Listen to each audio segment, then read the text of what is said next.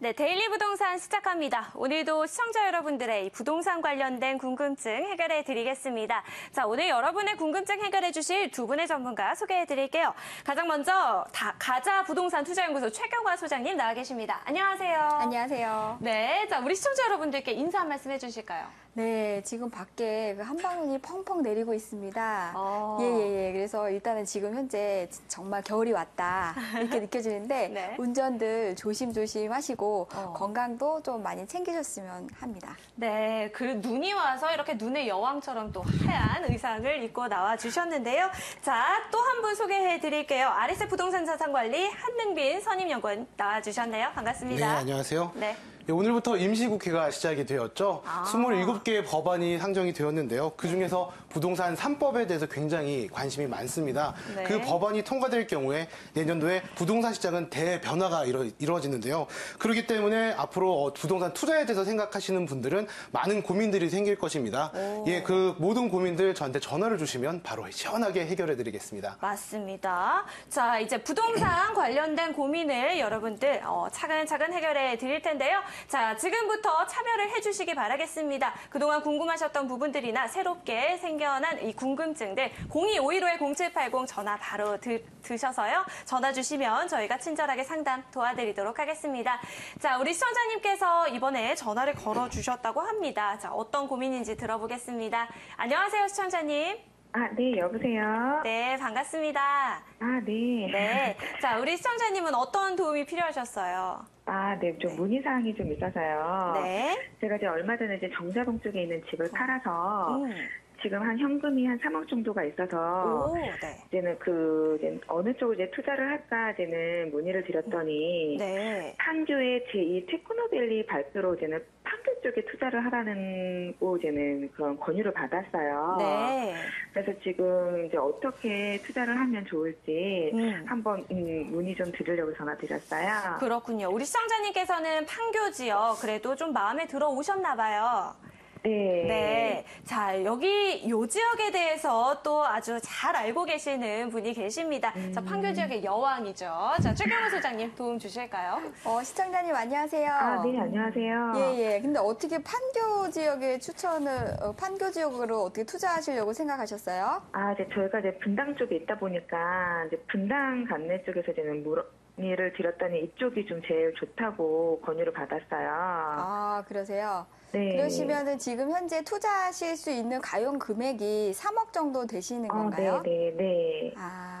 판교 같은 경우에 제가 이제 간략하게 두 가지로 말씀을 드려보겠습니다. 네. 첫 번째는 이제 투자하시는 금액이 3억 정도 되시는데요.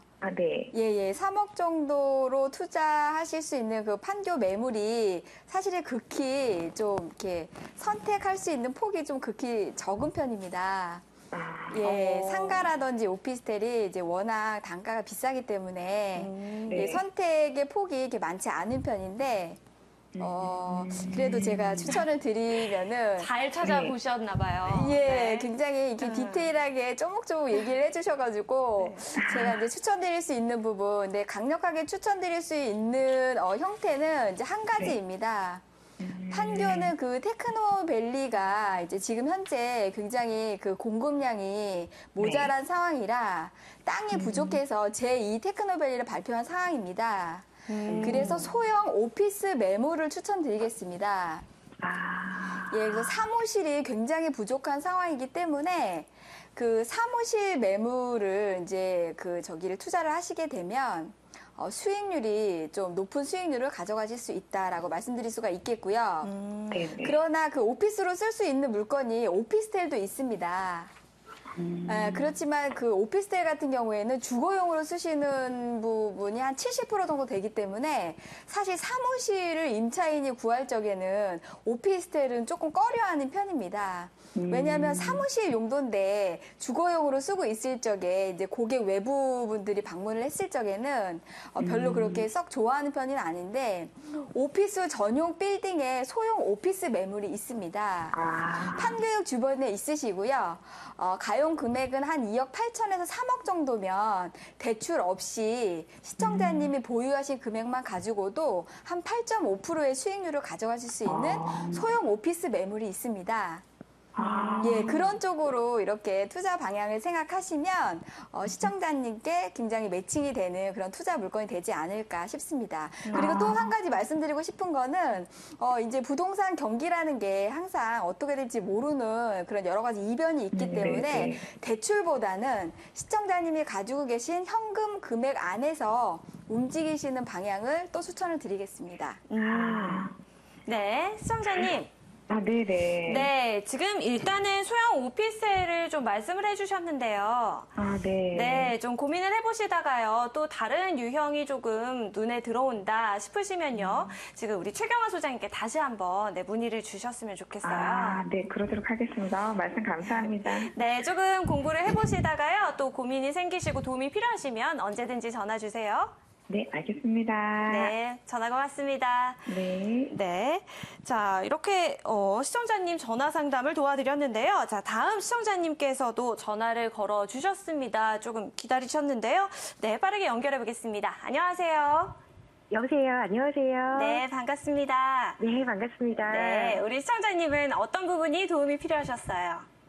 네. 제가 요즘 최근에 그 수익형 부동산에 관심이 좀 있어서요. 네. 관심 있게 방송을 좀 보고 있었는데요. 오, 네. 또 특히 마포 쪽에 많은 기사들이 나오던데 네. 마포 쪽 수익형 부동산 투자 생각하면 어느 동네가 좋을지 오. 요즘 좀 고민을 하고 있는 중이에요. 그렇군요. 자, 마포 네. 쪽에 관심을 갖고 계시는 뭐 특별한 이유가 있으실까요?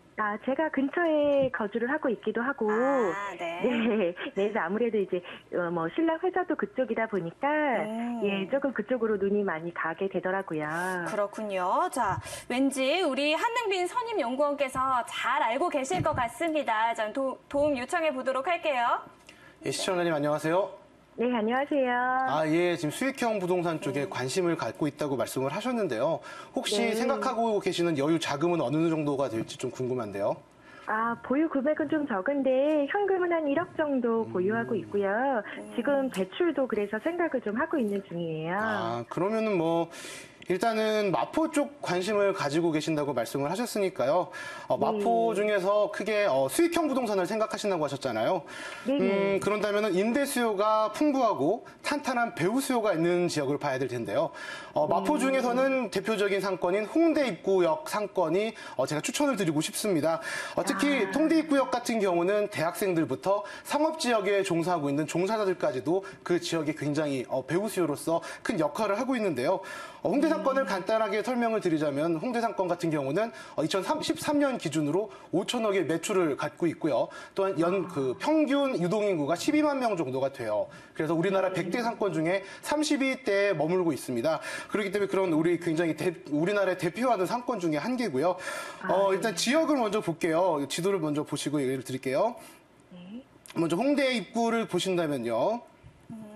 예. 크게는 홍대 입구역 상권에 네 개의 동이 있어요. 서교동과 동교동, 그리고 상수동과 창전동이 있는데요. 먼저 서교동과 창전동을 보신다면은, 홍대 입구역과 합정역을 중심으로 해가지고, 이 위쪽 같은 경우, 홍대 거리를 잇는 상권 지역과 이쪽은 주거단지 지역이에요. 근데 여기 같은 경우는 단독주택 위주의 어떤 주거가 범람이 되어 있고요. 또한 여기 같은 경우는 지금 외국인 게스트하우스로 굉장히 많이 올라가고 있어요. 그렇기 때문에 가격이 많이 상승한 상태예요. 네. 그리고 또 상수역 인근에 있는 상수동을 본다면은 이 동네 같은 경우는 카페 거리 등 홍대 입구의 상권이 점점 퍼지고 있으면서 상수역 쪽으로 지금 내려오고 있거든요. 그렇기 때문에 특히 또 주거단지 안쪽에 있는 골목골목을 모세관처럼 상권이 형성이 돼가고 있어요. 그래서 또 가격이 또 많이 올라갔어요. 그리고 마지막으로 보신다면은 이 지역을 제가 추천을 드리고 싶은데요. 네. 창전동이에요. 창전동이 있는데 특히 이 창전동 안에서 홍대 입구 근처에 있는 후문 쪽에 위치한 이 창전동의 이 구역을 굉장히 추천을 드리고 싶어요. 네. 다른 지역보다 저평가돼 있어요. 왜 그러냐면 일단 거기 같은 경우는 홍대 입구 상권과 영향이 없는 지역이에요. 상권이 퍼지지가 않았기 때문에 앞으로 퍼지게 된다면 또 시세 차익도 기대를 할 수가 있는 지역이고요. 또한 가격 자체가 굉장히 저렴하게 형성이 되어 있어요.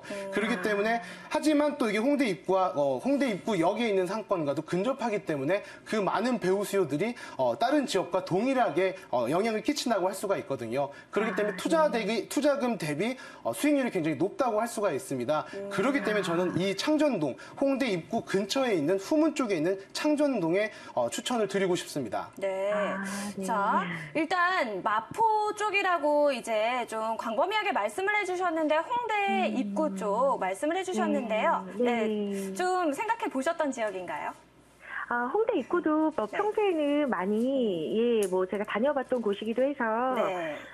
네, 그쪽도 괜찮을 것 같네요. 그쪽도 네. 그럼 지금 더 이제 고민이 더 늘어난 것 같기도 한데, 네. 그래서 좋은 말씀 주셔서, 네. 더 생각을 해봐야 될 것 같아요. 네, 자, 그러면은요, 우리 창전동을 말씀을 해주셨는데, 유형은 소형 주택 쪽인가요? 그렇죠. 아니면, 아마 이 부분에 대해서는 또 이렇게 우리 수익형 부동산의 전문가인 또 우리 최경환 소장님께서 또 한마디 하실 것 같아요. 네, 자, 의견 좀 보태주시죠, 최경 소장님. 예, 마포 특히 이제 홍대 이쪽 주변 상권 같은 경우에는 학교가 많이 밀집되어 있는 상황인 거기 때문에 사실 임차인들 수요가 학생 수요가 굉장히 많습니다. 그러나 오피스텔하고 이제 도시형 생활주택 이렇게 따져본다라고 하면 똑같은 조건에 대비해서 이제 오피스텔 같은 경우에는 매매가가 좀 상당히 높은 편이고 원룸이라든지 도시형 생활주택은 저렴한 편이기 때문에 똑같은 조건인데 매매 가격이 오피스텔이 상당히 높게 형성이 되어 있는 상황인 겁니다. 그래서 이제 도시형 생활주택이나 원룸 쪽으로 하시게 된다라고 하시면 네. 투자하시는 분 입장에서는 수익률이 극대화될 수 있는 부분이기 때문에 원룸이나 다세대 이런 쪽으로 저도 추천을 드립니다. 네, 시청자님. 네, 이제 유형도 좀 최경환 소장님께서 찝어주셨는데요. 자, 그 부분 잘 참고하셔서 알아보시고요. 또 네. 이제 어느 쪽이 더 괜찮을지 고민이 생기신다면 다시 문의를 주셨으면 좋겠어요. 알겠습니다. 여러 가지 말씀 감사합니다. 네, 전화 고맙습니다. 네, 고맙습니다. 네. 자, 이렇게 시청자님의 또 전화 상담까지 도와드렸습니다. 자, 이번에는 문자 메시지들 많이 도착을 하고 있는데요. 문자 상담 바로 이어가 보겠습니다. 내용 볼게요. 이 오피스텔을 세를 주고 있습니다. 1년 계약한 후 만기가 와서 보증금을 올려달라고 했는데요. 세입자가 이 동일한 조건에 1년을 더 살겠다고 했습니다. 내보낼 수 있는 방법 없을까요? 라고 메시지를 보내주셨는데요. 최경환 소장님, 요즘 이런 고민 많이들 하시는 것 같아요. 네, 맞습니다. 네. 요즘 오피스텔이든 아파트든 주택이든 이런 부분에 대해서 이제 상담을 제가 굉장히 많이 해봤는데요. 네. 답부터 말씀드리겠습니다. 세입자를 내보낼 수 있는 방법이 없습니다. 아이고. 네네. 네. 주택임대차 보호법은 순수히 임차인을 보호하고자 하는 법입니다. 그래서 임차인을 보호하는 궁극적인 내용은 두 가지 내용입니다. 첫 번째는 보증금을 보호할 수가 있겠고요. 두 번째는 존속 기간을 보장받을 수가 있습니다. 그래서 임차인하고 1년이라는 그 계약을 하셨어도 임차인이 더 살겠다라고 하면 더 살게끔 내버려둘 수밖에 없는 것이 네. 주택임대차 보호법의 기본이 되겠습니다. 그래서 지금 이제 문자 주신 저희 시청자님 속상하시겠지만 기존 내용 그대로 연장이 될 수밖에 없겠다. 라고 말씀드릴 수가 있겠습니다. 그렇군요. 그러나 하나 팁은 있습니다. 이런 경우를 대비를 해서 그러면 다음에도 또 산다라고 했을 경우는 어떡하냐. 이랬을 경우에는 만기 6개월에서 1개월 전, 요즘은 한 3개월 전부터 내용 증명을 보냅니다. 그래서 네. 계약을 갱신을 할 것인지 보증금을 연장해 줄 것인지에 대한 부분을 유선상으로 해도 되지만 서면으로 내용 증명을 보냄으로 인해서 서로 감정 상하지 않고 계약 갱신을 할 수 있는 부분이 있기 때문에 내용 증명을 적극적으로 활용하시게 된다라고 하시면 이런 부분은 해소가 될 것으로 봅니다. 네. 임차인을 보호해주는 법이 생긴 건 참 반가운 일인데 네. 또 이렇게 또 선량한 임대인께서는 굉장히 곤란하실 수도 있겠네요. 네, 맞습니다. 네. 자, 도움 필요하시면 언제든지 주저하지 마시고 전화나 문자 주시기를 바라겠고요. 자, 이번에는 또 다른 문자 상담 또 해결해 드리도록 하겠습니다. 내용 살펴볼게요. 이 작년 10월에 3년으로 계약했던 상가 계약이 만료됐습니다. 주인이 아무 말이 없어서 이 자동 연장이 된 케이스인데 갑자기 다음 달까지 상가를 빼라고 합니다. 어떻게 대응을 해야 할까요? 라고 메시지를 보내주셨어요. 자, 이분도 참 참 당황스러우시겠네요. 그렇죠. 한능민 선임연구원님 어떻게 하시면 좋을까요? 일단 이거 같은 경우는 아까 좀 전에 주택임대차 보호법을 말씀하셨잖아요. 이번에는 상가임대차 보호법에 의거해서 말씀을 드릴게요. 일단 간략하게 말씀드리면은 네. 나가실 필요가 없습니다. 예, 이런 같은 묵시적 계약이라고 그래, 묵시적 영장이라고 해서요. 네. 일정 기간 내에 계약 해지를 요구를 해야 되는데 상가임대차 보호법에 의해서는 어떠한 특정 조건이 없는 이상은 최대 5년까지는 보장이 됩니다. 또한 계약 연장이 묵시적으로 됐을 경우에는 동일한 조건으로 1년 동안 계약이 연장된 걸로 보고요. 그렇기 때문에 임차인 같은 경우는 나가고 싶다라고 말을 했을 때는 3개월 후부터 법적인 효력이 생기는데요. 임대인 같은 경우는 언제든 말을 해도 최소한 1년 동안은 나가다는 말을 못하게 법으로 보호가 되어 있습니다. 네. 그렇기 때문에 자동 연장이 된 이번 연도 10월까지는 임대인께서 어떤 말을 하더라도 나가실 필요가 없습니다. 그래서 그대로 계속 계시면 되는 거예요. 아, 그렇군요. 자, 그래도 혹시라도 이제 이 고민이 해결이 안 되시면 뭐 그렇죠. 전화 드리면은 도움 주실 거죠? 그럼요. 아마 임대인께서 좀 그렇게 나쁜 마음을 먹고 지금 행동을 하시는 것 같은데 어떠한 그 상황이 오시더라도 연락을 주신다면은 네. 저희가 또 법적인 부분에서 해결을 시원하게 해드리도록 하겠습니다. 알겠습니다. 자, 이렇게 해서 오늘 데일리 부동산 시청자 여러분들의 궁금증 해결해 드렸습니다. 자, 오늘 도움 말씀 주신 가자부동산 투자연구소 최경화 소장님, 그리고 RS 부동산 자산관리 한능빈 선임연구원님 말씀 고맙습니다. 네, 감사합니다. 감사합니다. 네. 방송이 끝난 후에도, 코너가 끝난 후에도 여러분들의 궁금증은 계속해서 해결해 드리고 있습니다. 02-515-0780 주저하지 마시고 전화나 문자 주시기 바라겠고요. 그리고 투자자분들을 위한 이 무료 세미나 소식 전해드리겠습니다. 자, 이번 주에도 금요일입니다. 오후 2시에 2015년 투자 유망지